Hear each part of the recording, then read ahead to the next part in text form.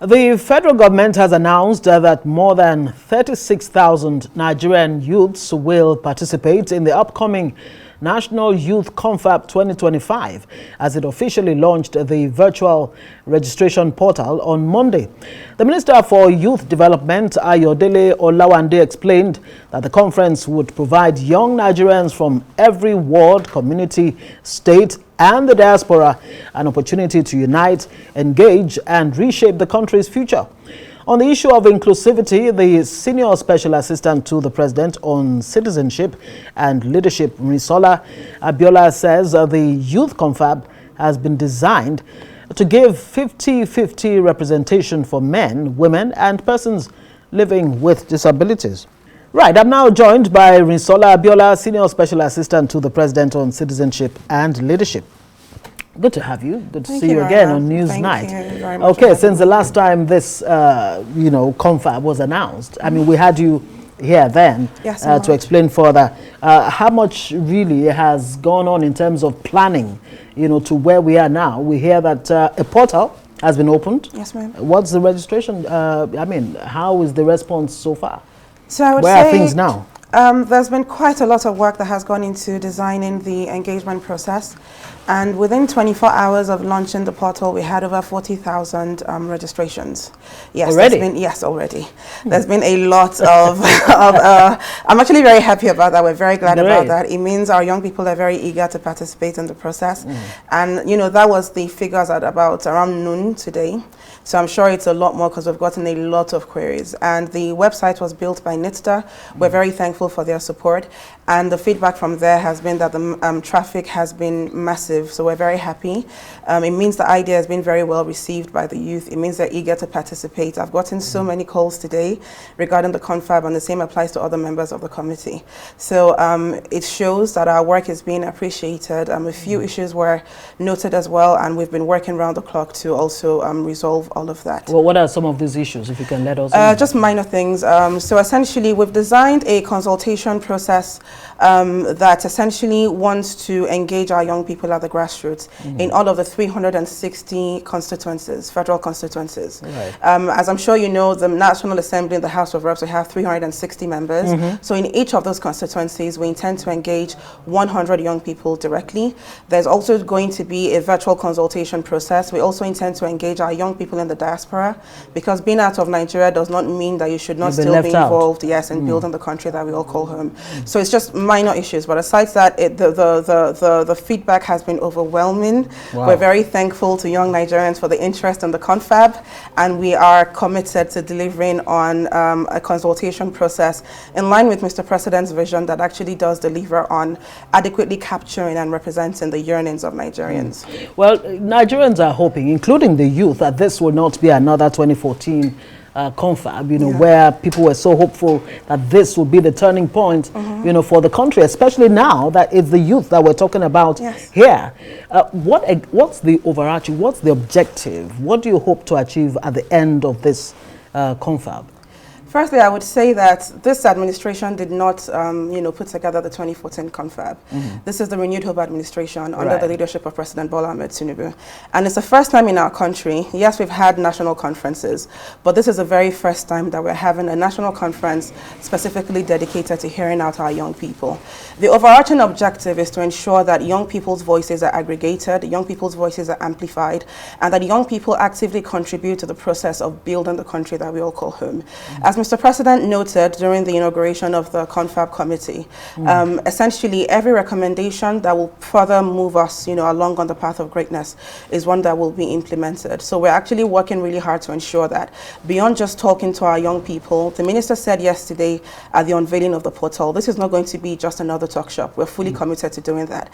As it is, the Confab Committee has representation from across the board. It's a handful of us in government, commissioners of youth at state level are represented, our young people in Parliament and the National Assembly are represented, youth civil society organizations are represented. In fact, the civil society played a very key role in designing this engagement process, and that's just to show that we're really, really dedicated to ensuring that this is not necessarily, it is a government initiative, but it is for the generality of young Nigerians.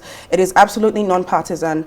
There is no discrimination whatsoever. as long as you're within 18 to 35, you can register to participate. Right. We're working to ensure adequate inclusion for our young men and our young women, and I'm especially encouraging young women to apply because we really do want to deliver on 50-50 representation, and we're also strongly encouraging our young people with disabilities to also apply, to participate in the conference because we want all the key demographics to be very well represented. Now, is this applying? I mean, on yes, when the data world, internet world now. Sure. What about the youth in the village who has absolutely no access to the internet and who may not even be aware that such a confab is coming up? Wouldn't those be left behind? Would they not be left out of this? How do you reach such demographics? So I would say that it is very rare to find a young person today who is not even maybe aware of a platform like, say, TikTok or Instagram. We actually do have a rather high level of internet penetration, and you don't necessarily have to be so educated to be able to use the internet. In any event, it is a representative confab. For those who we've had this who be representing yes, those exactly. groups. And yes. the very fact that we're taking it down to federal constituencies, I believe clearly indicates that we intend to deliver on a process that is as inclusive as possible. So we're going to the grassroots. It's as grassroots as it gets. If we're making it it's not even by state, it's by federal constituencies. In some states, the really large one, you have up to 24 of those. That's to show how granular we are taking this engagement. So there is this concern was raised as well during the design phase, and we actually do have quite a number of young people who are active at that level. Young people are actually taking it upon themselves. If you represent a community and you think you can, if you're from a community and you believe you can represent that community, go ahead and register. Yes. So and another reason why we're prioritizing an open registration process through the portal is that it's very important that we can show the young people that we actually did deliver on a process that we did not gatekeep in any way or form, and that was absolutely open to young Nigerians. And this is how we can do that. If we say we're going to do a manual collation of names, there will be lots of suspicions raised about, okay, so who is getting on that list and what is the criteria for choosing them? So it's also, we're also very mindful of the fact that we have a highly skeptical youth demographic that already thinks if you're trying to do anything, you're trying to pull the wool over their eyes. So we have to be very careful. Yes. So we have to be very careful in how we approach participation for this. Okay, so criteria, you have to be between 18 and 35. What are the other? So I would say, because I am very aware of the unique factors in Nigeria's youth demography, we know that there are people over the age of 35 who still consider themselves young and who have something to offer. Like me. So we're reserving 10% of the slots for people like you who are over 35 who would like to join us. However, 90% of delegates will be within the 18 to 35 age bracket. As I mentioned earlier, 50-50 representation for young men and young women. We're strongly encouraging our young people with disabilities to apply. Now, we envisage definitely going by the feedback from yesterday alone, that will definitely be exceeding the 100 per constituency quota that we have set. Deal with that? Essentially, yes. So there's going to be a very thorough review process. And for everyone else who might not be able to join the physical consultation, we also have the virtual consultation as well. So we'll be encouraging anybody who does not eventually make the cut to be at the physical engagement to please join us virtually. So it's going to be a mix. Yes. Both virtual and physical. Virtual, physical, and diaspora as well. Okay, great. When exactly will this confab be holding? So, just in case. All of this, the portal closes 30th of June. Right. And we're aiming for July 30th to have completed everything. So the constituency engagements, the zonal. So, okay, how it's going to happen is we begin with the virtual engagements. We'll have the diaspora engagements as well. The constituency engagements will also take place. And the beauty of it is we have the state teams, state coordination teams that will coordinate the engagements in each of the states within the constituencies. So we can hold these engagements simultaneously because different teams are in charge. And those state coordination teams will be co-chaired by the Commissioner for Youth in that state and, a civil society representative in that state as well. So these consultations will take place simultaneously. And then we'll also have a zonal consultation where the feedback from the constituencies will be harmonized at that level. And after that, we have the 14-day national conference in Abuja. And for those who will be delegates at the national level, they would also have participated right from the beginning. Right. So it's still from that from that pool. Yes, from that pool that we select those who will come to Abuja to then deliberate on it. So at zonal level, it's just going to be 10 people, 317 all, 10 people per state, and at the federal level, there will be 150 people.